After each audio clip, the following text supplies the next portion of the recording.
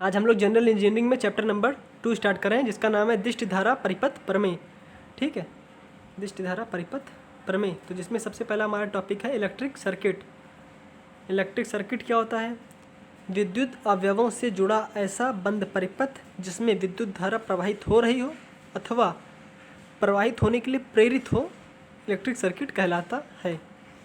जैसे मान लीजिए कोई परिपथ है, उसमें या तो विद्युत धारा प्रवाहित हो रही है या हम उसमें अभी स्विच ऑन करेंगे और उसमें प्रवाहित होने के लिए प्रेरित हो जाएगी, तो ऐसे परिपथ को हम लोग बोलते हैं इलेक्ट्रिक सर्किट। ठीक है, आप पढ़ते हैं अवयव।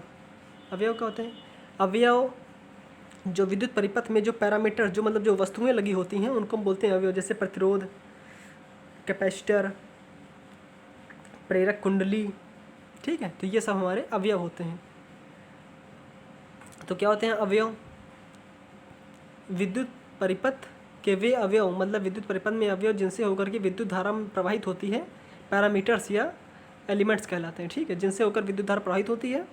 और ये हमारे दो प्रकार के होते हैं। पहला होता है एक्टिव एलिमेंट और दूसरा होता है पैसिव एलिमेंट। तो एक्टिव एलिमेंट क्या होते हैं? ऐसे अवयव जिनसे होकर के विद्युत धारा प्रवाहित होती है, एक्टिव एलिमेंट कहलाते हैं। ठीक है, जैसे हमारा धारा स्रोत और वोल्टेज स्रोत, मतलब current source end voltage source, ये हमारे ऐसे एलिमेंट हैं जिनसे होकर के विद्युत धारा प्रवाहित होगी और ये किसी दूसरे अवयव पर, किसी दूसरे एलिमेंट पर निर्भर नहीं करते हैं। ये हमारे एक्टिव एलिमेंट कहलाते हैं। ठीक है, तो पढ़ लेते हैं क्या लिखा है। ऐसे अवयव जो अन्य किसी स्रोत पर निर्भर नहीं करते हैं या स्वयं से ही वोल्टेज तथा धारा उत्पन्न करते हैं, सक्रिय कहलाते हैं। जैसे बैटरी, वोल्टेज स्रोत, करंट स्रोत। ठीक है, निष्क्रिय अवयव क्या होते हैं? वे अवयव जिनसे होकर विद्युत धारा प्रवाहित नहीं होती, मतलब ये दूसरे स्रोत पर निर्भर करते हैं। ठीक है, जैसे रेजिस्टेंस, ये खुद वोल्टेज और करंट का सोर्स नहीं है, ये दूसरे अवयव पर निर्भर करता है कि जब उसमें से करंट आएगी तभी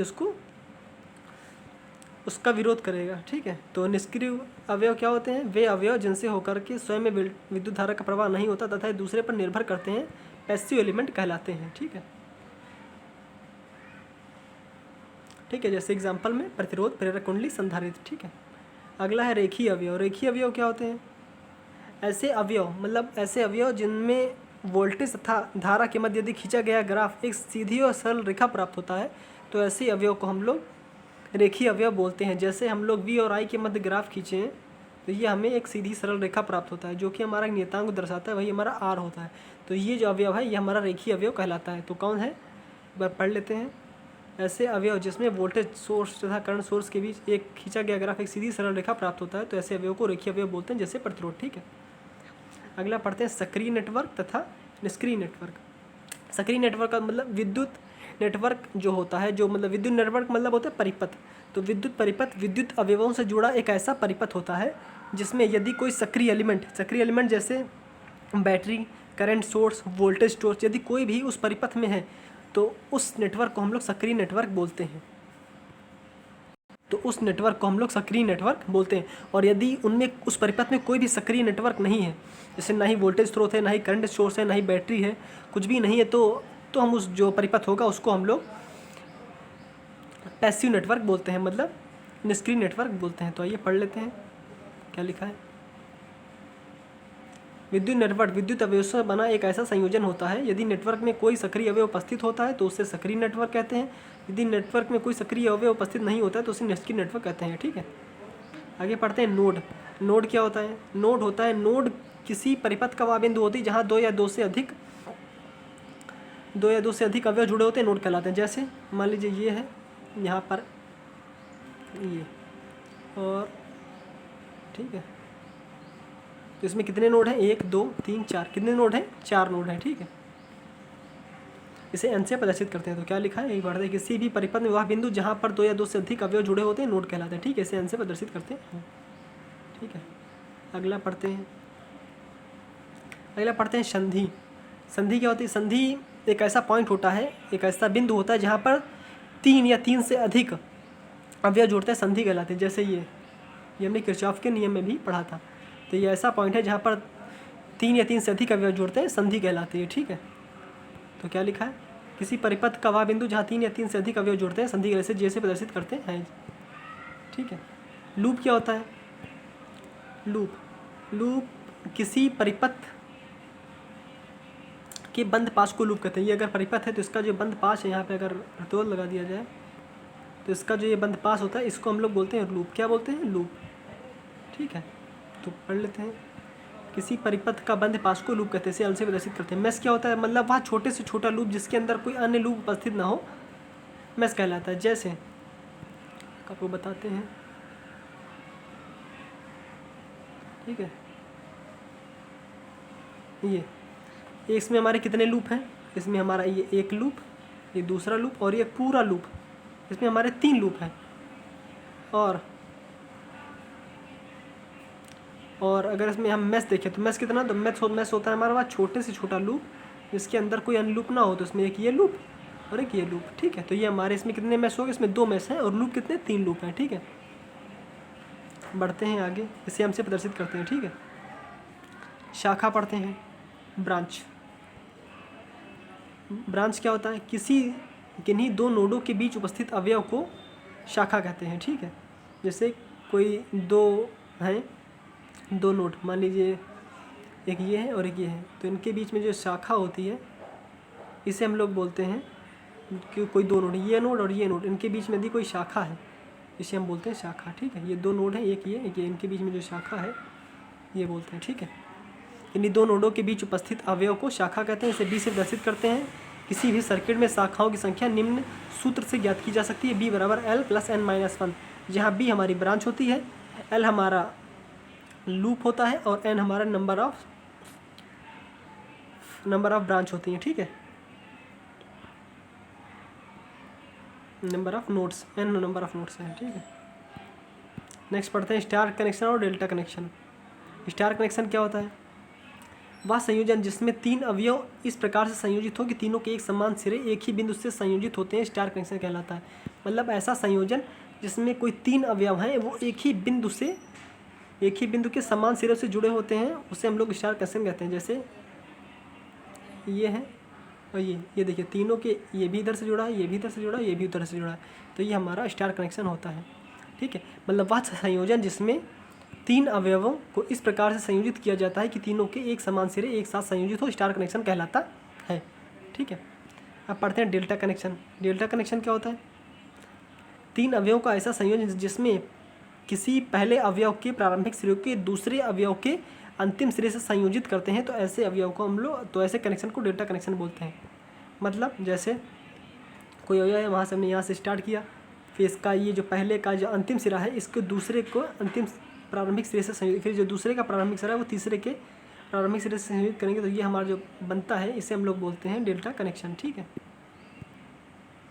क्या लिखा है एक बार फिर पढ़ लेते हैं। 3 अवयवों का वह संयोजन जिसमें एक अवयव के प्रारंभिक सिरे को दूसरे अवयव के अंतिम सिरे से संयोजित करते हैं, डेल्टा कनेक्शन कहलाता है। ठीक है, अब हम लोग पढ़ते हैं स्टार कनेक्शन को डेल्टा कनेक्शन में कैसे रूपांतरित करते हैं।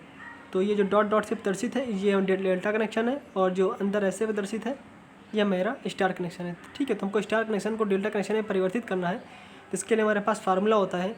यदि हमको कैसे परिवर्तित करेंगे, ये 3 हमको प्रतिरोध ज्ञात हो जाए तो हम उसको डेल्टा कनेक्शन में परिवर्तित कर सकते हैं। तो क्या फार्मूला होता है? R12। यदि हमको R12 इसका अगर प्रतिरोध का मान ज्ञात करना है तो इसका फार्मूला होता है R1 + R2 + R1 R2 अपान R3।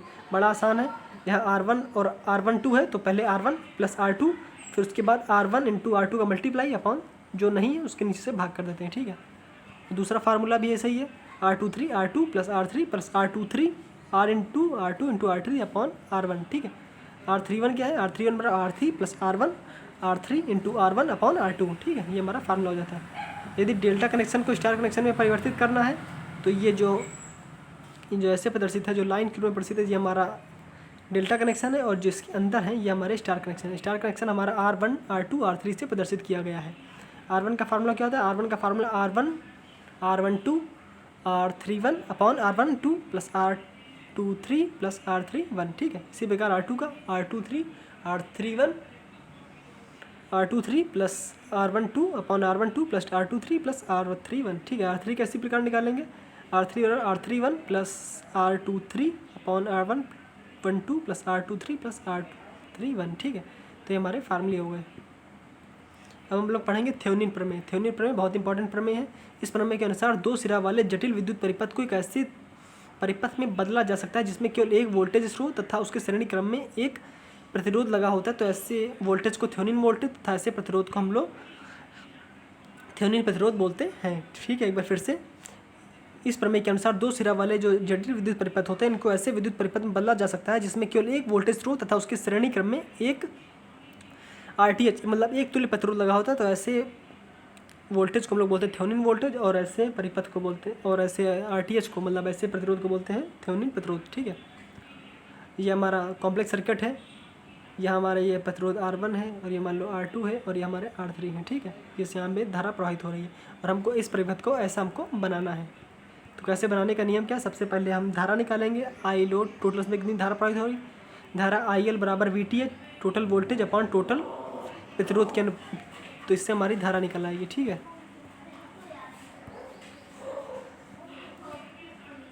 अब है थेवेनिन प्रमेय द्वारा परिपथ हल करने की विधियाँ।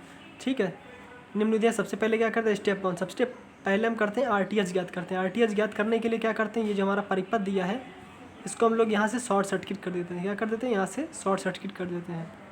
ठीक है, तो RTH ज्ञात करने के लिए सर्वप्रथम लोड प्रतिरोध आलोक को हटा देते हैं तथा वोल्टेज स्रोत को शॉर्ट सर्किट कर देते हैं, परंतु उनके आंतरिक प्रतिरोध को वैसे ही लगा रहने देते हैं। सभी धारा स्रोत खोल देते हैं, A और B के मध्य तुल्य प्रतिरोध ज्ञात कर लेते हैं जो RTH के बराबर होता है। अब देखिए यहाँ से इसका तुल्य प्रतिरोध निकालेंगे तो ये समांतर क्रम में हो गया और ये श्रेणी क्रम में हो जाएगा। ठीक है, तो RTH निकालेंगे, RTH R1 parallel R2 plus R3। ठीक है, लगा देंगे फार्मूला, RTH ज्ञात करने का पैरेलल का फार्मूला लगा दिया प्लस श्रेणी क्रम में जोड़ दिया, तो ये हमारा RTH का फार्मूला बन गया। RTH हमने ज्ञात कर लिया, अब हमको VTH ज्ञात करना है। VTH ज्ञात करने के लिए क्या करते हैं, फिर से VTH ज्ञात करने के लिए लोड प्रतिरोध RL को हटाकर AB में ओपन सर्किट कर देते हैं। ठीक है, ओपन सर्किट करने से ये जो हमारा जो यहाँ पे जो वोल्टेज निकालेंगे, देखिए यहाँ पे हमने ओपन सर्किट कर दिया, मतलब धारा यहाँ से तो प्रवाहित होगी नहीं, तो धारा हमारी यहाँ से जाकर के यहाँ चली जाएगी, तो यहाँ पे हमें धारा का मान पता चल गया है और यहाँ का प्रतिरोध पता है, तो धारा और प्रतिरोध का मल्टीप्लाई कर देंगे तो हमें वोल्टेज पता चल जाएगा। ठीक है, तो I बराबर क्या होता है, I बराबर V/R1 प्लस R2। हमने यहाँ की I निकाल ली, यहाँ पे करंट यहाँ से गई, यहाँ से चल के वापस आ गई, तो हमने कहा I निकाल लिया। और V बराबर क्या होता है, V बराबर IR होता है, तो I इंटू यहाँ पे प्रतिरोध कितना है R2, तो VTH बराबर कितना हो जाएगा, I इंटू R2, I का मान समीकरण 1 से और R2, तो यही हमारा VTH हो गया। इस VTH को हम लोग थेवेनिन वोल्टेज बोलते हैं। ठीक है, अब ये हमारा VTH तथा RTH द्वारा थेवेनिन परिपथ बनाते हैं तथा इसमें केवल एक वोल्टेज स्रोत तथा इसके श्रेणी क्रम में एक धारा एक थेवेनिन प्रतिरोध लगा होता है। ठीक है, हम लोग पढ़ते हैं नॉर्टन प्रमेय। नॉर्टन प्रमेय क्या होता है, इस नियम के अनुसार किसी दो सिरा वाले जटिल विद्युत परिपथ को कैसे तुल्य परिपथ में बदला जा सकता है जिसमें केवल एक धारा स्रोत तथा उसके समांतर क्रम में एक तुल्य प्रतिरोध लगा होता है। ठीक है, तो जिसमें धारा स्रोत को हम लोग बोलते हैं नॉर्टन करंट सोर्स, और जो प्रतिरोध लगा होता है उसे हम लोग बोलते हैं नॉर्टन प्रतिरोध। ठीक है, तथा लोड प्रतिरोध RL को I मान द्वारा ज्ञात कर सकते हैं। ठीक है, इसका स्टेप देखते हैं कैसे हम लोग करते हैं उसको परिवर्तित करने के लिए नॉर्टन प्रमेय हल करने की विधियाँ। सबसे पहले क्या करते हैं, सबसे पहले RL को हटा देते हैं। ठीक है, स्टेप 1, सर्वप्रथम रूल पहले RL को हटाकर शॉर्ट सर्किट कर देते हैं तथा बहने वाली धारा का मान ज्ञात कर लेते हैं। ठीक है, तो शॉर्ट सर्किट कर दिया तो धारा हमारी यहाँ से गई, यहाँ आई, यहाँ आई। ठीक है, तो IC का मान निकालेंगे, IC बराबर क्या होता है, V/R1। वोल्टेज हमारा सेम है क्योंकि पैरेलल है, तो V/R1। यहाँ हमने धारा निकाल ली, यही हमारी जो धारा है यही हमारी करंट बन जाएगी, नॉर्टन करंट। स्टेप 2 क्या करेंगे, अब हम तुल्य प्रतिरोध ज्ञात कर लेंगे। अब तुल्य प्रतिरोध R को मान उसी ज्ञात कर लेते हैं जो थेवेनिन RTH का मान ज्ञात किया था। ठीक है,